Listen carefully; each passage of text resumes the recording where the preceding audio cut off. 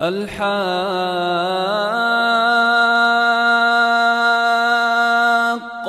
ما الحاقة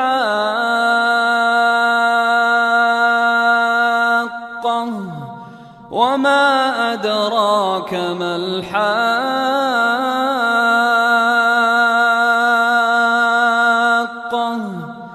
كذبت ثمود وعاد بالقارعة فأما ثمود فأهلكوا بالطاغية وأما عاد فأهلكوا بريح صرصر عاتية سخرها عليهم 7 ليال و8 أيام حسوما فترى القوم فيها صرعى كأنهم أعجاز نخل خاوية فهل ترى لهم من باقية وجاء فرعون ومن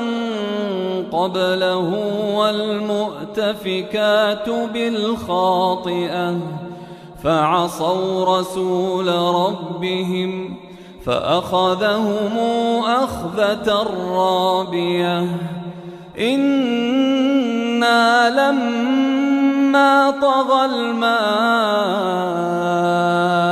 حملناكم في الجارية لنجعلها لكم تذكرة وتعيها أذن واعية فإذا نفخ في الصور نفخة واحدة وحملت الأرض والجبال فدكتا دكة واحدة فيومئذ وقعت الواقعة وانشقت السماء فهي يومئذ واهية والملك على أرجائها ويحمل عرش ربك فوقهم يومئذ 8 يومئذ تعرضون لا تخفى منكم خافية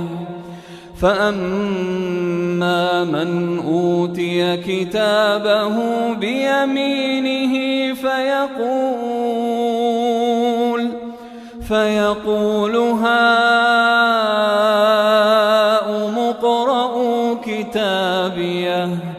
إني ظننت أني ملاق حسابيه فهو في عيشة راضية في جنة عالية قطوفها دانية كلوا واشربوا هنيئا بما أسلفتم في الأيام الخالية وأما من أوتي كتابه بشماله فيقول يا ليتني لم أوت كتابيه ولم أدر ما حسابيه يا ليتها كانت القاضية ما أغنى عني ماليه هلك عني سلطانيه خذوه فغلوه ثم الجحيم صلوه ثم في سلسلة ذرعها 70 ذراعا فاسلكوه العظيم.